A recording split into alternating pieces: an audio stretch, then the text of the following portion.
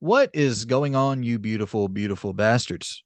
Welcome back to the channel. This is Unnecessary Rambling. I am Brandon Sylvia. Thank you all for joining me here today to rank the games of 2023, to rank my most anticipated games of 2023 in a good old tier maker fashion. I did the tier maker thing for my games of 2022, my favorite games of 2022, all the games of 2022 that I played. And as I was doing, I was like, this shit's just really fun. I like using this. It's just a little twist instead of going with the list every single time, just to have something a little bit spicier, a little bit, you know, just a little bit different, a little different take on it here. So these damn tier makers are fun. So got the screen share going. Yeah. So as you see on your screen here, we got the games of 2023 that I am interested in, the ones that are piquing my curiosity as of the time of recording this. And as of recording this, which I'm end of 2022 as of recording this, pre-recording this to get it out to you sometime early January or so. I gotta wish you all a happy new year. I'm assuming this will be one of the first few videos that I release in January. So I gotta wish you all a happy new year. Hope everything is going well. Hope you're kicking the New Year's ass, man. Hope you're going out there and whatever the fuck the motivational speakers tell you to do, achieve and believe and do all those things and be the best version of yourself, and eat protein powder and drink more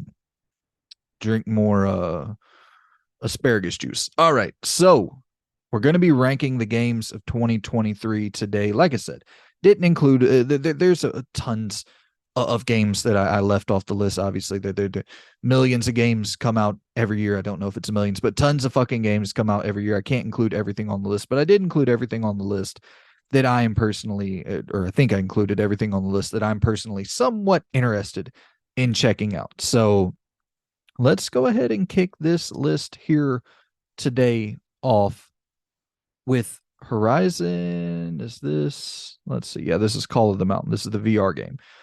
So, Horizon, the VR game. I, oof. And then these are generated in just a random order that TierMaker puts whenever you put the image in, and then TierMaker just kind of randomly spits out the order. So I definitely didn't want to kick it off on a negative note, but I almost want to go D tier, but let's go C tier. I just see no world where I buy a PSVR 2. I got to be honest. You have to have more than one big game. And with the lack of support for PSVR 1, I feel like I don't have a great reason to believe that PSVR 2 will be supported in much of a different or better way at all. So I'm gonna go Horizon PSVR 2, Horizon Call of the Mountain, whatever the fuck it's called, for the C tier. I think it looks great, but the likelihood of me playing it is very, very low, just based off of the platform that it is on and how lackluster I imagine the I shouldn't say the rest of the games, but a lot of the games for PSVR 2 will be. So WrestleQuest. This is absolutely A tier. This is such a me ass game. And it's honestly, the more I think about it, it's really not a me ass game because I'm not a big turn based gameplay fan, but I'm just such a huge wrestling fan. And we rarely ever get treats like this where you get an old school feeling wrestling game that's all narrative and story focused, and just it is speaking to me in a way that I'm just so pumped to check this thing out. Cannot wait to dive into WrestleQuest. I believe it has a May release date as of recording this, so not too long to wait at all. And I swear to God, I don't put these things together. This is the random order that it was generated, and we had a few like this for the 2022 ranking as well that just popped up in the best order to talk about it. But we have AEW Fight Forever, and this is the all elite pro wrestling video game that was supposed to release in 2022, got delayed. Some of the gameplay we saw this thing looked a little bit janky, if we're being honest, and I don't think it's trying to be that WWE super hyper realistic simulation experience. It's tapping into the Aki engine days, the Nintendo 64 era days of wrestling games, and that's I think commendable, but I also think could be, for me personally, if it nails that, I'll be all on board. But I do think a modern audience may have trouble adjusting to that. So we'll see. This is really going to come down to like the career mode and create a character and the customization options and shit like that. Because with the AEW roster, it's not really something I'm personally invested in. And just, with the WWE roster, it's not something I'm invested in either. Just I'm not really into current wrestling. So for me personally, I think I'm gonna have to go. I'm gonna go B tier on it. Just the fact that it's a new wrestling game outside of the WWE universe, that does have me excited. But I'm hoping that there's a career mode that isn't gonna rely on you having knowledge or a built-in investment in the AEW ecosystem, because I do not have that. I don't have that for any of the current wrestling organizations. This here is Final Fantasy VII Rebirth. For FF7 Rebirth, I will go. I loved the first game, but I really did not like Crisis Core at all, and I'm almost wondering if I just caught the first Final Fantasy VII remake part one in a really good mood, and I may just realize that I don't like these games at all when I go back into Rebirth. I don't think that'll be the case, but I'm gonna go B tier because I'm just not like a big Final Fantasy guy at all. I thought the first remake part one was fantastic. I liked that story a lot. I liked Cloud and Aerith and Tifa and fucking Barrett and all those characters, and I'm excited to return to that universe. But man, Crisis Core was really really rough, and then I'm sure I think it's good for me to kind of have my expectations lessened a little bit after Crisis Core, and that way I can go back into the remake and be like, oh, this is really this is kind of the prized possession here. This isn't just that remaster. This is that full from the ground up remake of that classic PlayStation 1 title. Layers of Fears. I never played the first two Layers of Fear games, so I'm excited to have this like weird combination of the two. It is just a old school kind of walking sim survival horror title. I'm fine with that. I will probably check it out, but I'll put it in the C tier. It can't be much higher than that. I'm just kind of over the walking sim horror games at this point. Resident Evil 4 remake. Gotta go the big S tier on that one. Cannot fucking wait to play that game. I Whenever it was first announced that it was getting remade, I was a little bit bummed that we weren't going to go to Code Veronica first. But the more I thought about it, I was like, okay, this is a 2005 game. By the time it comes out in 2023, you're looking at an 18-year-old game. I think it's okay to remake an 18-year-old game, even though RE4 does hold up. But there's things about it like the movement and shooting and those things that can be ironed out and modernized. And I'm excited, the story bits that we're seeing fleshed out more and kind of that lead up there before the events of Resident Evil 4 to like get the backstory a little bit more with Ashley and Hunnigan and all that shit. I really am pumped to see what they can do with the story in Resident Evil 4. And the combat just looks so fucking cool.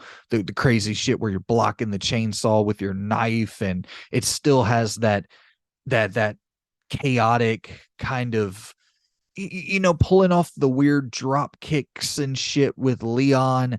Like all of those things are still kept in their classic form, so it has that fun feel to it, but it also has a slightly darker tone with like early on the dog being dead, like not being able to rescue the dog that comes back and helps you at the later stages of the game, or not the later stages of the game, but helps you in a boss fight in the original game if you save him. And like those little elements of just having a slightly darker approach to the game, and just aesthetically in general definitely has a darker tone overall, as did Resident Evil 2 remake. So yeah, I can't wait to dive into RE4.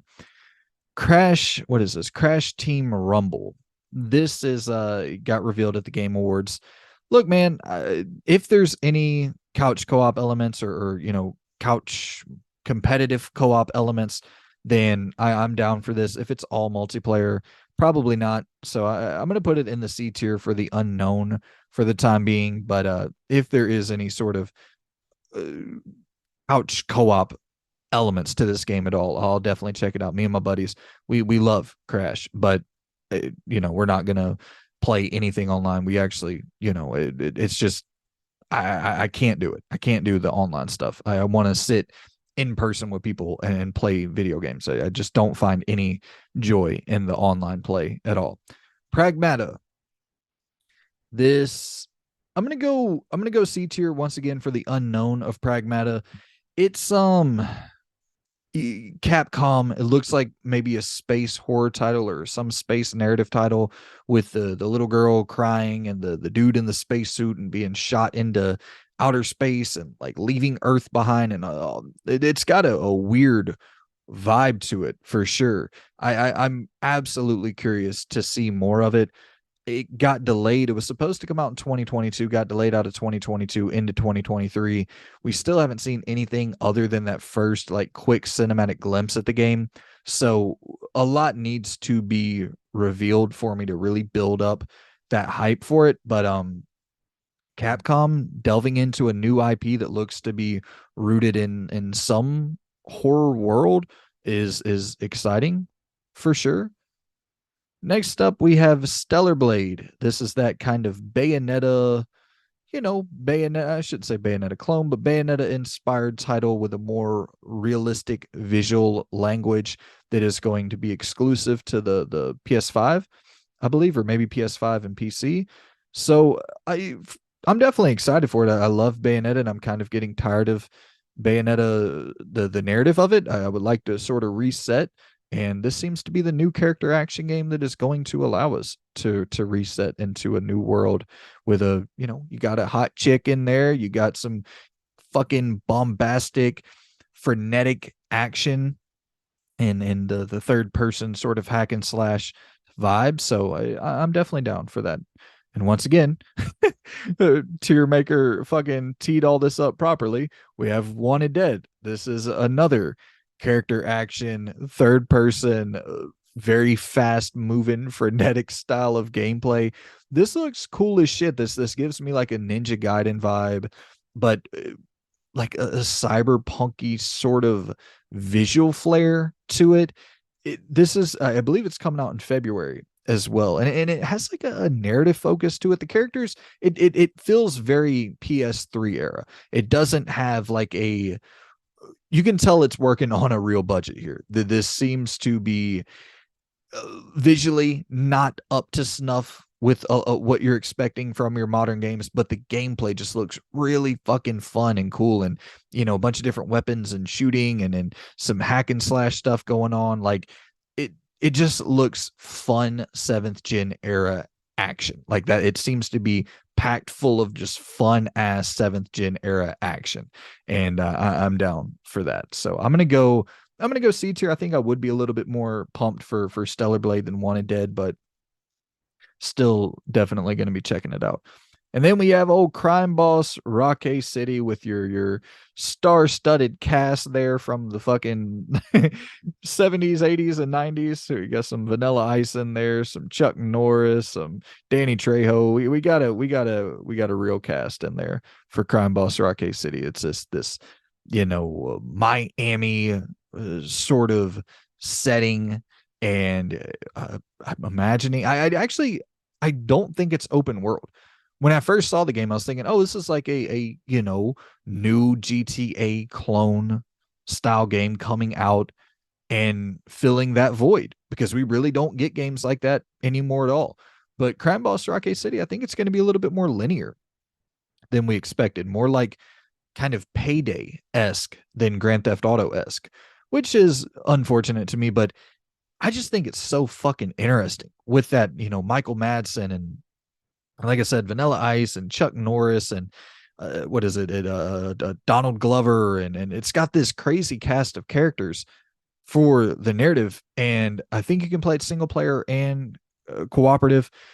So we'll see how all that stuff works out. But the premise alone and this sort of 90s love, because I believe it is sort of set in the 90s, in this whatever Miami aesthetic to the set pieces and shit, and just robbing banks, and I think this could be really really fun, even if it's not the Grand Theft Auto open world sandbox that I was expecting. I think it's working on a little bit more of a budget than that. So I'm gonna go B tier because I do think that the premise alone, and I'm just so into those, crime storylines. I love that shit. I think they're so fun, and we don't get nearly enough of them. We used to get those all the time in gaming. Now we rarely ever see, the not modern, but the I guess I should say like inspired by like the real world that we live in. Having these settings that are uh, inspired by like a 80s 90s Miami kind of setting, instead of everything being just hardcore fantasy or hardcore sci-fi. Like I like having these worlds to dive into that are a little bit more inspired by our world, and seeing a creative take on that. Like I'm always down for that. Okay, next up we have Pacific Drive. For this one, I'm gonna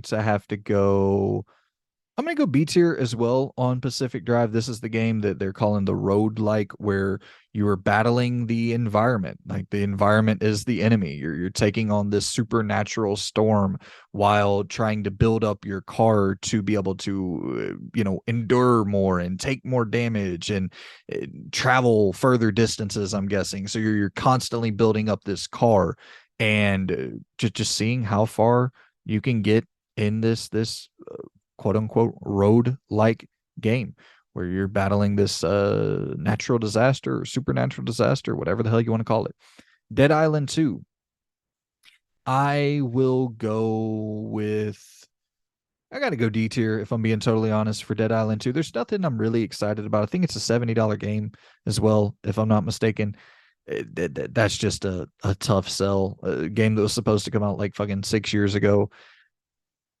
I would have to see something really really significantly like shocking, something super impressive from this game to get me to buy into it. Maybe on a sale though, I could see me picking something like that up on a sale for $20 and just getting really into it out of nowhere, just having fun with like a dumb little gameplay loop. But I need to see something really impressive to buy into this at $70. Like a Dragon Ishin, the Yakuza spinoff that is coming to America, the remaster or remake of the PlayStation 3 game. I I really need to go back and play the Yakuza games. I'm kind of at the point now where I just want to dive into Judgment and kind of have that as my Yakuza spinoff experience, but I don't know if this is detached enough from the Yakuza storyline and I don't have to have a ton of investment in that. Maybe I'll check it out. I'll put it in the C tier for now. Thirsty Suitors. This is a game I'm actually really, really interested in. It's like combining turn based battles and fucking skateboarding and like a dating sim all mixed into one. I'm it gets to a point when, and I've said this before on the channel, when you play so much shit that anything that's new, I just kind of get hyped to see how it works out. Like Rollerdrome was the same thing for last year, and thankfully that game was absolutely incredible. But this is similar to me, where it's like I've never seen anything like this. Just like Pacific Drive, just like WrestleQuest, like it's so unique, and for that alone, I got to put Thirsty Suitors in the B tier. Replaced, I'm gonna go C tier for Replaced. This is the 2D narrative driven sort of puzzle solving game. Inside Limbo sort of inspired. I'll go C tier for it. Suicide Squad. Kill the Justice League. Yeah, I got to go D tier. If I'm being totally honest, I got to go D tier. The last little story trailer that we saw at the Game Awards was it had good humor. It had a good tone to it. I was into that. I liked, the tribute to Kevin Conroy, but I would just like to play, this game in a single player, like story driven experience. I just hate seeing talented ass teams like Rocksteady, you know, being used to make stuff like this. And hopefully I'm wrong on this. Hopefully this will have like a really solid narrative to dive into. But from what I've saw of the gameplay, it just looks very, very battle royale esque, very live service esque, and I don't know, just not my thing at all. Avatar Frontiers of Pandora. Will this game come out? That is really the question more than anything here. Will Avatar Frontiers of Pandora come out in 2023? I would be willing to bet it does not. But Ubisoft developed, I believe it's like an open world narrative adventure, which that definitely does sound dope to me. And I like Ubisoft's open worlds. I criticize them, but I actually do like diving into them from time to time. But I just don't see this coming out, so my anticipation level can't really be that high. So I'm gonna go D tier for Avatar: Frontiers of Pandora. I'm not the biggest Avatar guy. It really, I like the first movie. I still got to see the sequel. I'll probably wait for a while. It's not something I'm dying to check out. I do think there is a cool way to turn it into a game, and I think honestly Ubisoft could be the developer to do that. But I just it remains to be seen if we even get that Avatar game. All we've seen is that first reveal in 2021 at Gamescom or whenever the fuck it was revealed, and we've seen nothing at all since then. So my hopes or my anticipation, I guess, is not that high. Diablo 4. Diablo 4. I'll go I'll go B tier. Yeah, I'll go B tier for Diablo 4. The open world shit looked really cool, and kind of like selecting your character and the upgrading process and all that. But I've just never been a big Diablo fan in general. You know what? I'm gonna go C tier on it. It does look sick, no doubt about it. It does look sick, but I'm just not a Diablo guy. I probably will check out Diablo 4, but it's not something I'm absolutely dying to play. Spider-Man 2, S tier, no doubt about it. Does it release in 2023? I have no idea. The Insomniac just tweeted out that they are shooting for that fall 2023 release window.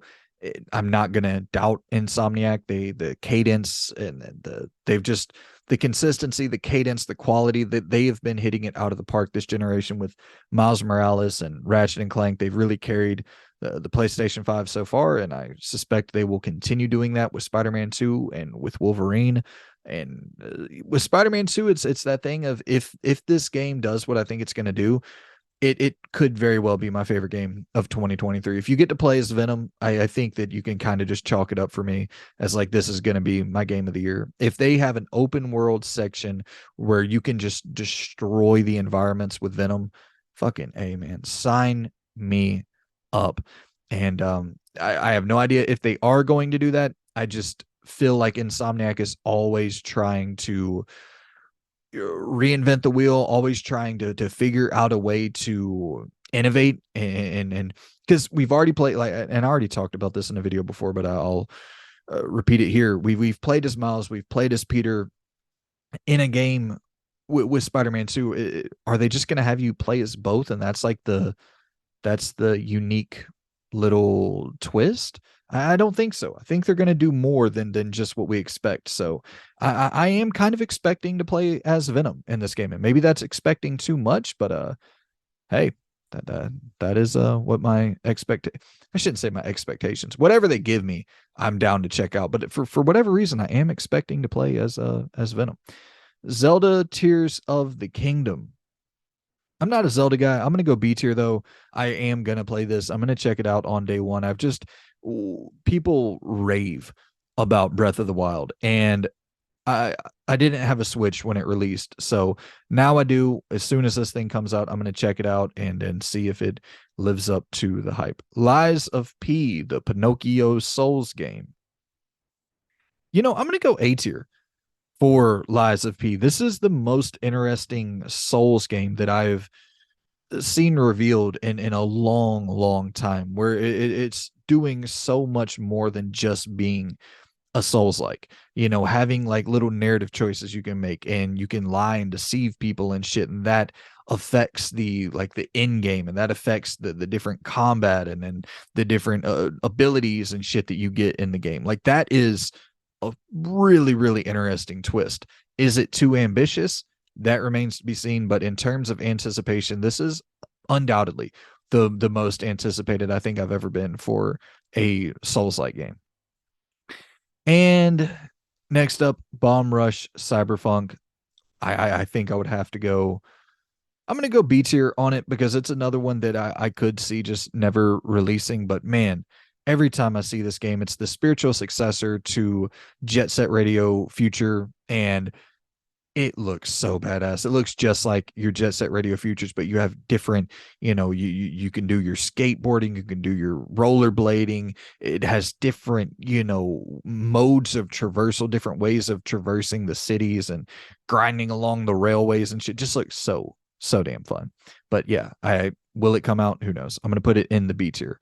Wolong, what is it? Fallen Dynasty? Yeah, Wolong Fallen Dynasty. I believe, if I'm not mistaken, this is the one coming to Game Pass, so I probably will check it out. But I I gotta go D tier if I'm being totally honest. I'm just so tired of seeing Souls games pop up. It's just yeah, just really tired of it unless it has a interesting twist, an interesting mechanic. And from as far as I know, this is not really doing anything to reinvent the wheel. It's from the team who made Neo 1 and 2, so they have a pedigree for these style of games, but it's yeah, not my style of game at all. Final Fantasy 16. I got to go A tier on Final Fantasy 16. This is you know, I love the new kind of focus on making it more adult centric, having a more mature storyline. Like I'm into that. I'm glad that Square Enix is making that next step, and I think that this could end up being like that Witcher level big juggernaut, like top tier seller for Final Fantasy. And yeah, I'm hoping for the best with it. I from what we've saw so far, the fucking slaughter and the damn chocobo, and just the combat from the lead combat designer of Devil May Cry coming over here to really rework the combat for Final Fantasy and have this action packed approach to the combat. It looks so badass to me. And on down to the last case of Benedict Fox. I will go. This is a Game Pass day one title as well. Last case of Benedict Fox. I think I would have to go C tier. 2D Metroidvania, a bunch of different powers and abilities that you're unlocking throughout the game. It's got like these little investigation sequences that seem really damn cool. The art style is striking. It's stunning visually. So yeah, I'm gonna keep it in the C tier. It looks cool. It's coming to Game Pass, so there's no doubt I'll end up checking it out. Assassin's Creed Mirage. I'm actually gonna go B tier for Assassin's Creed Mirage. Just a more linear, probably 8 to 12 hour Assassin's Creed game, focusing more on stealth. Like I'm very much down for that at this point. I'm just over the big bloated Assassin's Creed games. I loved Odyssey, but Valhalla, I could not connect with that in any way, shape, or form. So I'm excited to see this hopefully new reinvigorated approach to Assassin's Creed. I would like to see him mix it up a little bit, have a big RPG every few years and a more linear game every few years. So shit, yeah, Assassin's Creed Mirage, B tier. Oh, you know what we need to do? We need to go in here and reorganize these. Yeah, let's go ahead and do that. So we'll go through these tiers and reorganize them, because it's that we got to have a full fucking ranking here. We can't just have the games in their tiers. We got to have it ranked in order. So let's go ahead and go through and rank these in order. So let's start at the D tier here, and I'll make sure to keep up with this the more we go on here. The lowest in my D tier would have to be Wolong, and then Suicide Squad. No, and then Avatar. Honestly, I think Suicide Squad might be at the top of that D tier now that I'm looking at it, because I mean it is from fucking Rocksteady. One of the more beloved, one of my favorite developers of all time, a developer that created, in my opinion, the greatest melee combat system of all time that all of my favorite melee focused games like Sleeping Dogs and shit use. Like, yeah, of course I'm excited. It just doesn't look true to anything that they've made before. So yeah, I think this would be the order of my D tier. Suicide Squad at the top, then Dead Island 2, then Avatar, then Wolong. C tier, the top of the C tier, I would go probably Wanted Dead. That would be at the top of my C tier. I would then go Pragmata, just out of curiosity. Benedict Fox would be number three. I I mean Horizon VR would be probably number four. It's just I'm not gonna play the damn game ever. Like I'm very interested in it. I love the world of Horizon, but I just I have a hard time seeing myself ever buying a PSVR 2 unless they just really start cranking out great software, which I don't think they will. But I'll keep it in at number four. Replace Diablo, I'll put right below that, and I'll put replaced below Diablo. I'll go Ishin above Layers of Fear, and Layers of Fear I'll put above Crash Team Rumble. I'm curious to see if you can play Crash Team Rumble offline with buddies in a co-op setting, but I have a feeling it'll be more of a live service, you know, kind of that style of always online experience. B tier, top of the B tier. Yeah, I mean, I would have to go Final Fantasy VII Rebirth, top of the B tier for anticipation. I would then go with honestly, I would go Pacific Drive after that, and then I think I would probably actually go Crime Boss Rocket City. Like I'm so curious about that game. I think it looks so badass, man. It's just silly. That's another thing too about it. It's embracing the ridiculousness of what it is. Vanilla Ice is like one of your main characters. All these 80s 90s stars. Like it's fucking ridiculous. But I'm so down for it. Um, I would then go. Actually, yeah, I think I would go AEW right after Crime Boss Rocket City, just because I'm such a big wrestling fan. I yeah, Stellar Blade would actually be. Actually, I think I would go Thirsty Suitors under AEW Fight Forever, right above Stellar Blade, and then Assassin's Creed above Zelda, and Zelda above Bomb Rush Cyberpunk for the B tier. Into the A tier, we're looking at WrestleQuest, Lies of P, Final Fantasy 16. Final Fantasy 16 has to top that list, and then it would be WrestleQuest, then Lies of P. S tier, I think that's accurate. Resident Evil 4, number one, Spider-Man, number two. Okay.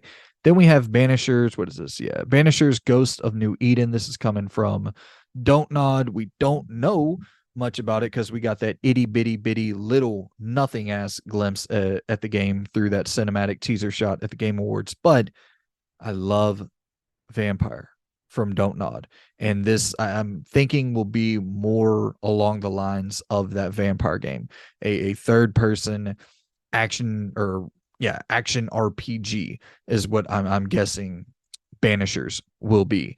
And I believe you're playing as two different characters, and I really don't know what the hell this game is going to be, but I'm thinking it's going to have like narrative choices that you're making along the way, similar to Vampire, and that is just my shit. I love a narrative that has branching pathways and all that. That's absolutely that's my vibe. So for that alone, I'm going to put it in the C tier, but C, out of curiosity, I can't go any higher than that because we just don't know anything about the actual moment to moment gameplay. Where it would rank though, I would put it right above Horizon VR2, right below Benedict Fox. And I think the more we see of that Banishers game, I think it will slowly climb to the top of this anticipation list, if you will. Oh boy.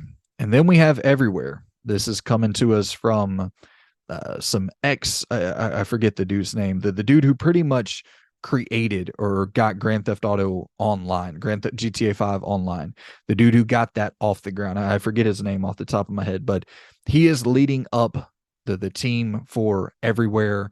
And we saw this, I believe, at Gamescom, and it's supposed to be this world where you can do anything everywhere all at once and fucking everything in between. I don't know. It seems to have no like real vision for what it wants to be. All we saw was that little I mean, to be fair, we did see some gameplay of it, and to be totally fair, it fucking had a lot going on. You saw like a what looked to be a super realistic character model at the end of the trailer. We saw like some almost CTR, or maybe a little bit more realistic than that, like just driving around open world environments, maybe even racing going on in there. It had a lot going on. I'll be totally honest with that, but you have to have some sort of vision for what your game is going to be. It just can't be everything. And everywhere seems to be trying to do everything from what we saw of it. And you can't doubt the dude who put in the work to sort of lead GTA 5 online into what it is now. Like it's what GTA 5 is now is bigger than almost anything in the gaming space. So this coming from the mind of that dude is at the very least intriguing, but is it for me? No, not at all. I would have to put it in the D tier. I would go right above Wolong. Yeah, I would go above Wolong and Avatar, just out of curiosity alone. Atomic Heart. I'm going B tier for Atomic Heart. Shit just looks so fucking sick. First person shooter with all these crazy powers and in this almost Bioshocky Fallout vibe with the world and the robots, and just it has a badass aesthetic to it. The combat looks so fun. It does look a little bit choppy, a little bit framey, but that's not something I'm overly concerned with. I think this game will be really, really damn fun. Coming to Game Pass day one. I'm going to put it in the B tier, and I think I would put it right above Zelda, right below Assassin's Creed Mirage, is where I'm going to slot Atomic Heart. Hollow Knight Silk Song. I never played the first one. I heard great things. Not quite my thing. I'm gonna go C tier. I'll go right above Layers of Fear. The Layers of Fears, though, and I think once again coming to Game Pass day and date, so I will likely at least dabble with it for a couple hours. Here we go. Here we fucking go. Plucky Squire, guys. If you and I'm gonna put the trailer in here just so you can see it. This is some of the coolest looking shit I've ever seen in a game. I got to go S tier for Plucky Squire. I'm thinking this could really end up being the game that comes out and steals a Game of the Year nomination over one of these juggernaut titles. This looks so cool. You're playing on these little book pages, and they have full mechanics and full little gameplay sequences that you're engaging with on these little pages, and then the pages turn and something else happens, a new gameplay, a new gameplay mechanic that you're messing around with. Pages turn, you have something new, and then eventually the character fucking stumbles off the pages of the book, and it turns into this Toy Story game, and you're in this little person, big world setting, just walking around, and fucking, it's so crazy. It's so crazy that like I would have been totally sold on just playing the game with the little book pages, turning the page, getting to do something new, having a totally new situation presented to me that I have new mechanics to mess around with. But no, you have that along with a totally unique little person, big world style gameplay scenario in front of you as well. It's crazy. The variety that was shown in this like little 1 minute and 20-second trailer. So sick, man. This has it takes two energy all over it. I really could see this coming in and surprising the shit out of people. Alan Wake 2. I will go. I'm gonna go A tier for Alan Wake 2. I will go right above Lies of P, right below WrestleQuest. Remedy knocked it out of the park with Control. Alan Wake, I thought the most frustrating thing about it was the actual gameplay.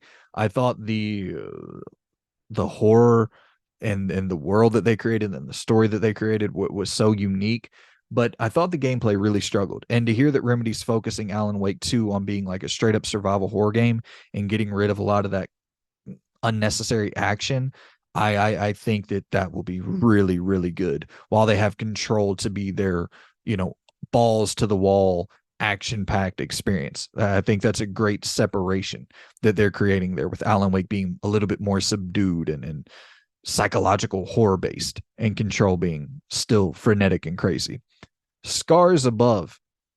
This is that Returnal like is I guess what we'll call it here. It looks very much like Returnal, and if I'm not mistaken, this is under the Embracer umbrella. So we shall see. But yeah, it's this third person shooter. It's the world of it. It looks really, really fucking sick. Some of the boss encounters that I've seen look challenging, look fun. Like the gameplay seems fast. Like I think this game actually does look really, really cool. We'll see if it's able to deliver on it. It seems to be, like I said, a double A budget Returnal style game.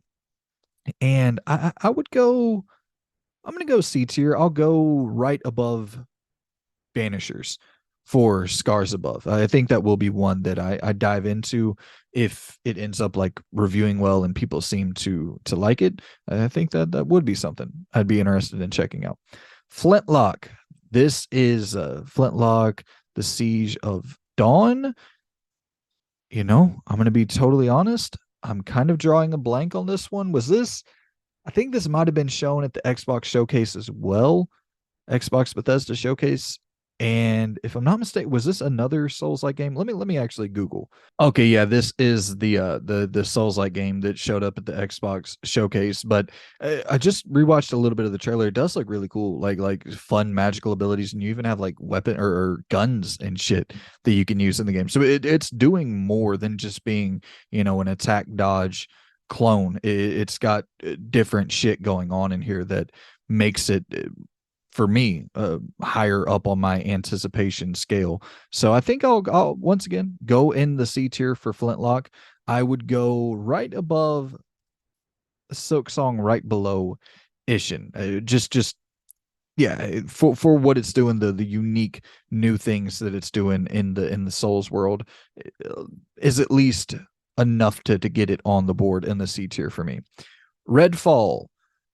I I think I got to go B tier on Redfall. I'll go right above Zelda, right below Atomic Heart.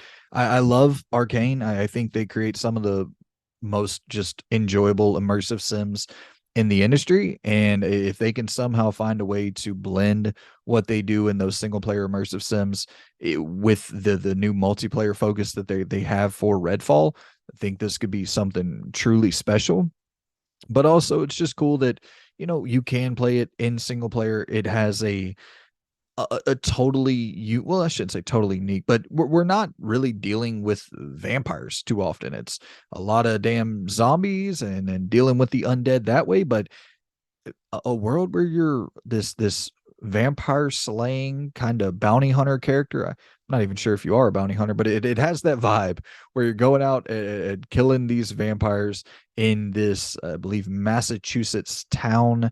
And yeah, I like the setting. I like the different powers and abilities that we've seen in the gameplay. And the more this is one, the more I see of it, the higher it climbs on my board here. I'm really looking forward to diving into Redfall. And like I said, for a lot of these games here, it's one that's dropping day one on Game Pass. So even if it doesn't end up being great, it's for sure one that I will check out. And that's the reality with Game Pass is that like my anticipation definitely does climb for some of these games that are dropping day and date on Game Pass, because it's like, well, shit, I don't really have to invest anything into it. So yeah, that makes me a lot more excited to check it out. And if it sucks, then it's like it is what it is. I didn't waste any money on it. So Redfall at the B tier, right above Zelda, right below Atomic Heart. Dead Space the remake would have to go I'm going to go right below Pacific Drive in the B tier for Dead Space Remake. It's a remake that may not be all that necessary. I think the original plays incredibly well, but sure, the zero gravity stuff needed to be retuned, having the full voice lines for Isaac and like those things. I'm definitely pumped to see the improvements, see how the improvements work out in the remake. So yeah, high up on the B tier for me. All right, and next we have Starfield. This is a big dog. I yeah, Starfield. I got to go S tier. Honestly, dude, Starfield's number one on the S tier for me. When we're talking about anticipation, the key word there being anticipation, I am anticipating this more than anything else on the list right now. Curiosity. Just I need to see if Bethesda can pull this off. Bethesda has to get back in the good graces of their fan base. After Fallout 76 and even after Fallout 4, a lot of people in the BGS community were like, okay, I don't know if these guys really have it in them anymore. And this is the biggest test maybe ever for Bethesda because they're coming off of one undoubtedly a big flop with 76 and maybe two flops depending on who you ask with Fallout 4. And like this is the definitive Xbox title.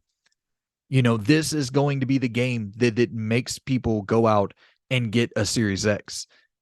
And you can argue the quality of your Skyrims and Fallout 3s or Morrowinds or whatever, but there's no denying like the cultural impact of those games. Skyrim took over the world when it released. And from what we've saw of Starfield, it is significantly, in my opinion, once again, this list is all subjective based off of my opinion and my opinion alone. Starfield is infinitely more interesting than anything else Bethesda has ever made. And sure, I'm more into sci-fi than I am into fantasy or the post-apocalyptic worlds, but to the idea of being in space in this role-playing scenario where you were making different decisions, aligning with different factions, and having your romantic interests, building your character out the way you want to build your character, and having allocating your stats based off of what you value the most in your game, and then also combining that with your ship customization and creating the exact ship you want, and then combining that with the fact that you can actually take that ship into space and engage in battles in space, and combining that with the settlement building, and combining that with the thousands of planets that you can traverse between. And like, look, ambition and execution are two totally different things. And you for sure can have ambition as fucking high as the damn the night sky, and you may not be able to execute on it at all. And that could be what we have here with Starfield. But ambition and anticipation go hand in hand, in my opinion. I am always going to anticipate highly shit that is ambitious. And Starfield is very, very ambitious. And I'm very, very highly anticipating seeing if it can live up to, if it can live up to that quality that we expect from Bethesda. And can it be that definitive Xbox first party title and the reason to go out and buy that console? We'll see, man. But there's no doubt in terms of anticipation, it's at the top of this list so far. Next up, Alone in the Dark, coming back out of nowhere. I think this is maybe the most surprising announcement of 2022, just out of nowhere. Alone in the Dark popping back up and wanting to get a little bit of that RE2 money, wanting to go back, remake and this is, I believe, a reboot, but in that third person over the shoulder vein, similar to your Resident Evil 2s. And hell yeah, shout out, man. Alone in the Dark kind of, it didn't necessarily create, but it was one of the first survival horror games on the market in general. So it's cool to see it coming back. And I think that just goes to show you how solid of a state survival horror is in right now. So Alone in the Dark, I'm gonna go right below Zelda, right above Bomb Rush Cyberpunk for the B tier. I am definitely interested in seeing if that game is solid at all. The gameplay that we've saw for it so far, yeah, maybe not the most polished, but it it's just cool to see one of the OGs back into the survival horror space in the modern day. Forspoken, I'm I'm really hot on Forspoken, a lot hotter than most people. I shouldn't say hot on the game, but I'm anticipating Forspoken a lot more than most people. But even with that being said, I don't think I can put it higher than the C tier. Um, but I would put it at the top of the C tier. Like I love that style of game, and I love games that are mechanically dense. And this just seems to have a ton of different mechanics in it, and a ton of different ways to engage with the combat systems and different powers and abilities that you can cycle between. So yeah, Forspoken, I'm going to put it at the top of the C tier. Hogwarts Legacy. So I'm not a Harry Potter guy in the slightest, but I think I have to go A tier for Hogwarts Legacy, because this type of game is just so up my alley. I've said it 100 times, but combining Bully and something like The Witcher, like that is so fucking cool to me. And if it is going to be leaning into the dialogue, and can you be like this evil, like what do they even call it? The people who are they witches in Harry Potter, or the spellcast, or whatever the fuck the characters are? The Can I be one of those that are evil? Can I make a whole bunch of shitty choices and be just a totally fucked up little witch character out there in Harry Potter? And then also, like, you got your witches, right? Because you got brooms. You're floating around on brooms, aren't you? In the open world, I believe I saw some gameplay where you're out there floating around on damn brooms. So I'm gonna call these characters witches, even if they're not witches, whatever the hell they are. But yeah, you got your little witches floating around on brooms out there in an open world, big ass open world environments. You're casting different spells. Like, I think that could be fun in combat. But the thing to me is the bully aspects of it, where you are in this school and having to go to class, and like, are there going to be gameplay mechanics attached to that as well? Similar to how in Bully you have to take tests and you have to go to your different fucking classes and do some dodgeball and shit like that. Like, is there anything like that with Hogwarts Legacy? Little games you get to play, little mini games. That'd be so fun to just kind of exist in that world for a little bit. I could see that being a real, like, relaxing, and for people who love the franchise, I could see that being a real nostalgic, sort of relaxing experience to just exist inside of Hogwarts. Like, or that I think that'd be sick. Okay, Armored Core 6. This is undoubtedly my most anticipated FromSoft game in a long time. Um I will go right above Layers of Fear. Yeah, right above Layers of Fear, right below Hollow Knight Silksong. I like mech games for sure. Yeah, curious to see what they do with Armored Core 6. Star Wars Jedi Survivor. And then let me, I do got to say, shout out to FromSoft for fucking uh, incredible consistency at this point. Incredible consistency to have Elden Ring in 2022 and shoot for 2023 with Armored Core 6. That is truly remarkable. Star Wars Jedi Survivor.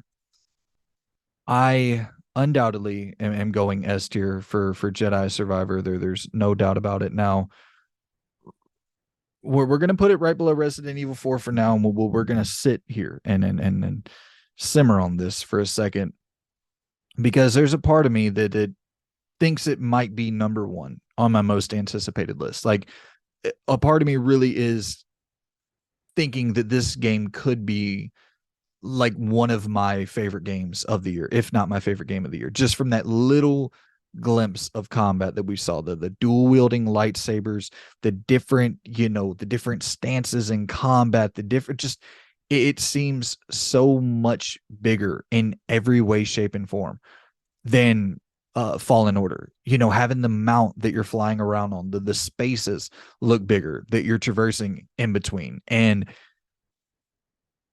I loved the first game. I truly loved Fallen Order. But if they can speed up that combat a little bit, if they can really make you feel like you're using a lightsaber and not just, you know, using an axe to kind of to chip away at your enemy's health, if it can really feel like a lightsaber with that fluidity and swiftness and how you're wielding that blade, like that is that's what I really want from this game, to have that essence of Jedi Knight, Jedi Academy in Survivor. So I'm hoping for that. It seemed a little bit more like that in the trailer that we saw. It seemed more fast, more fluid, with the companion that you had in the game flipping over his back into an attack. And yeah, I just think it looked so solid from the trailer that we watched. But when we're talking anticipation, it's like I think I'm anticipating the unknown a little bit more, even though there's something known from Starfield for sure. Like, we have seen quite a bit of gameplay on it. The unknown of can they execute? Like, we know Jedi Survivor, we know they're going to execute. Respawn is not going to drop the ball. They have more time, a higher budget after the success of the first game. We know they're going to get a higher budget. We know that they have the chops to pull this off. Starfield, I don't know if anybody has the chops to pull something like Starfield off, because it's not comparable to anything. I've heard people say shit like, you know, that it looks like Starfield isn't doing anything particularly new, and I'm just like, that statement boggles my brain. It's No Man's Sky with a real role playing system from your BGS games, like freedom in exploration to explore these. You know, let's say, even if it's 15 to 20 unique planets, and you can actually get in your ship and go between these different destinations and battle in space, and have all that customization and freedom, and then also have the layered dialogue decisions that have weight, and have, you know, hopefully a 30-40 hour real like story, like a straight kind of more linear path for you to go down. And those decisions, they have significance, have weight. The characters are improved, and the character models seem to be improved. And if the writing is better, and it's not just relying on more dialogue, but more in-depth dialogue, more in-depth relationships, like, if they're pulling all of that off while also having this almost No Man's Sky-esque nature to a simulation of just exploring space, like, that's a crazy combination. It's wild to hear people say that Starfield isn't like doing something new.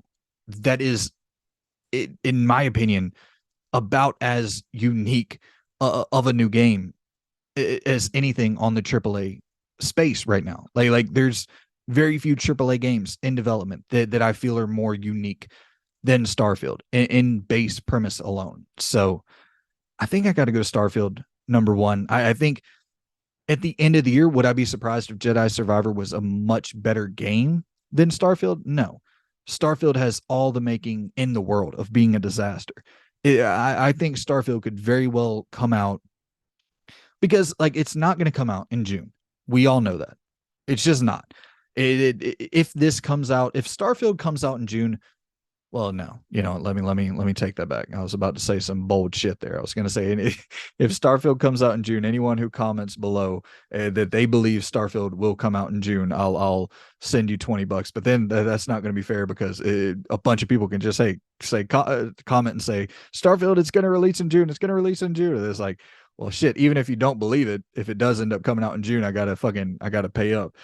So I feel like that's maybe not the best decision there. But what I'm trying to say is, if you ask yourself honestly, if you look in the mirror right now and go, will Starfield come out in June? And you gaze deep into your eyes, your soul will tell you, no fucking chance Starfield comes out in June. That's a holiday or fall 2023 game. And even if it is delayed from June to holiday, it's still probably going to be buggy as shit. All Bethesda games are buggy as shit.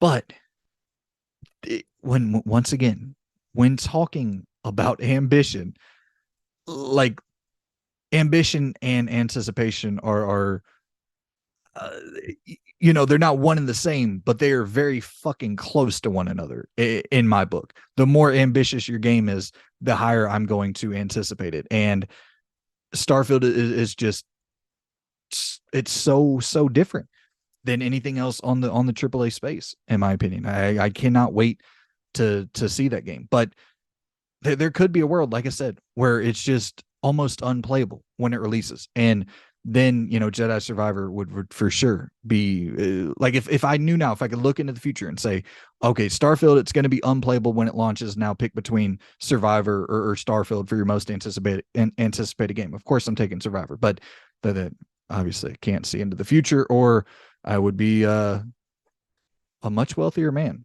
than I am now.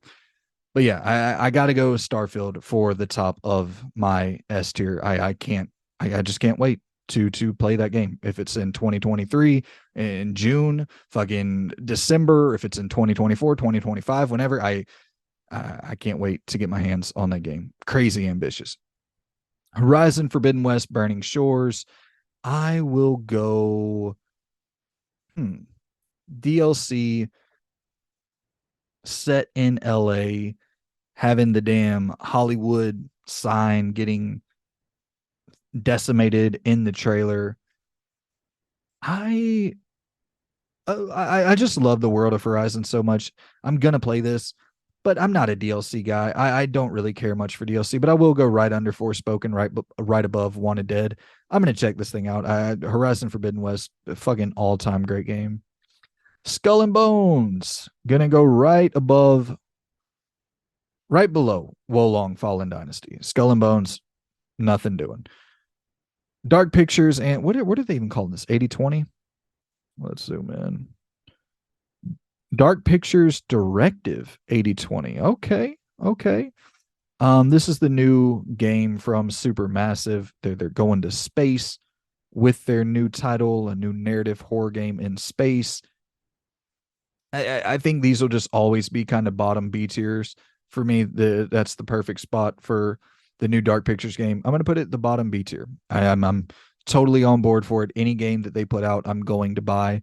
But is it something I'm super highly anticipated? Not really. You know what it's going to be, but I will say that the last game they put out was very, very different than I would have ever expected. It had a lot more mechanics and shit going on. So I'm curious to see how they expand that going forward. Little Devil Inside. This was supposed to release in like 2016, and it's been 450 years, and we've seen nothing from it. I shouldn't say we've seen nothing from it. That's not true. We've got periodic updates on Little Devil Inside, but it's been in development for a long time, and it was supposed to come out in 2022. Just I don't even think it got like an official delay or a new date or anything. I'm going to go C tier with it. I think it looks incredibly unique for sure. There's so many different things going on in Little Devil Inside, like almost what's that game called where the Oregon Trail, it has like a Oregon Trail vibe going on in the trailer, and also some hacking and slashing, and I like it's got unique mechanics in there. You're fishing and shit, almost some survival elements. But if we ever see it, I'm for sure gonna check this thing out. But for the time being, I would have to go. I'd go right above, replaced, right below Diablo 4 for Little Devil Inside. I accidentally had two Horizon Burning Shores here. Evolutus. This is one, I don't remember what showcase this was at, but this looks so badass. It's like this cyberpunky sort of narrative driven story where I believe it's in a 2D space. I could be wrong on that. I'll roll the trailer here, but you're making little narrative decisions. You are playing as a woman MMA fighter. I think you're playing as three different characters that you're swapping between, and it's like this dark, kind of gritty storyline with this badass aesthetic. And yeah, dude, it just looks really freaking cool. It's another one that has been in development for a long time. I think it's only being developed by like two or three people though. So take all the time you need. I can't wait to check this thing out. It looks really cool. I'm gonna put it right below. Actually, yeah, I'll put it right below, replaced right above Like a Dragon Ishin, and definitely want to see more on Evolutus, whatever. American Arcadia, dude. This is another one talking about like Plucky Squire. Maybe not on that level, but I'm going right above Assassin's Creed Mirage for this. American Arcadia looks so sick. It's like this reality show or this game show that's constantly running on a 24-hour loop, and you are escaping this I, metropolis, I guess you would call it, that is American Arcadia, and you are in this like 2D inside limbo sort of puzzle solving gameplay loop, but the variety on display here and the just different ways of displaying your character moving throughout this world. Like there's one where the security guard is like examining the computer and examining like the security footage, and you're like sneaking across the security footage right beneath them, and it just how everything is laid out is so stylized and artistic, and it seems to have a more cinematic approach to the narrative as well. So like I think this is for sure, when it releases, going to shock the shit out of people. It looks, in my opinion, just stylistically way cooler than Inside or Limbo. Mechanically, it might not be as engaging or whatever, but in terms of its style and its visual aesthetic, American Arcadia, it looks just so unique. And closing it off with a game that I doubt we'll ever see, The Wolf Among Us 2. Been a while since we've had any concrete information on it. Been following this heavily. The Wolf Among Us 1 is the game that really got me back into gaming. I hadn't played games in a hardcore way in a few years, and The Wolf Among Us, it was like that was really what I needed. I love these style of games so much. I love being in a narrative and choosing what my character does and having that have some sort of lasting impact on what is going on with the story. And The Wolf Among Us 1 provided that in spades, even though it's in that Telltale kind of illusion of choice way. But I love that world of this fucked up ass Disney kind of, this fucked up Disney world, if you will.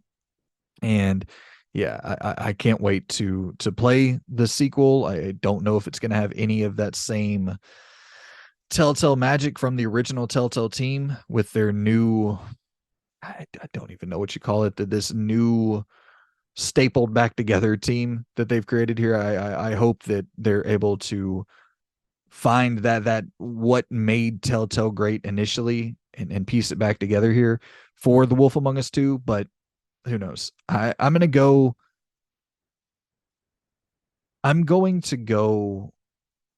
the top of the, I'm actually going to go right above Lies of P in the top of the, or in the bottom of the A tier, right above Lies of P, just based off of how much love I have for that first game, and yeah, how much that first game means to me. I got to put the sequel at least in the A tier, even if it's not going to have that same magic from the original Telltale team. So this is my ranking for my most anticipated games of 2023.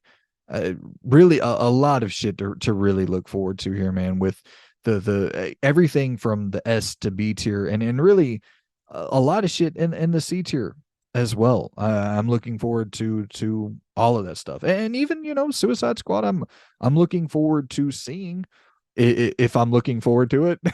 Like I'm looking forward to seeing people playing it and going, oh, that's actually a lot more interesting than I thought it was going to be.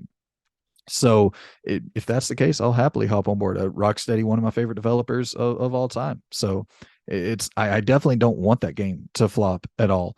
But yeah, man, I think I would have to go Starfield as my most anticipated game of 2023. It's just unlike really anything else. Like I said, unlike anything else in the AAA space, and I have you rarely see games that ambitious. So I'm going Starfield at number one, Jedi Survivor at two, Resident Evil 4, 3, Spider-Man 2, 4, Plucky Squire 5. Let's do a top 10. 6, Final Fantasy 16, 7, Hogwarts Legacy, 8, WrestleQuest, 9, Alan Wake 2, 10, The Wolf Among Us. We'll do 11. Lies of P at 11. And yeah, so those are my most anticipated games of 2023, my 50 or so most anticipated games of 2023.